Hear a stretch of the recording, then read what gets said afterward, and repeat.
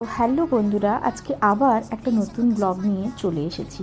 এই ব্লগটা আমার পুরো প্রেগনেন্সির একদম খুব স্পেশাল একটা মুহূর্ত আর স্পেশাল একটা দিন। কেন বলছি, আসলে এটা ছিল আমার প্রেগনেন্সির যে জার্নি, সেই জার্নির একদম শেষ ভিডিও। কারণ এর কিছুক্ষণের মধ্যেই আমার লেবার পেন শুরু হয়।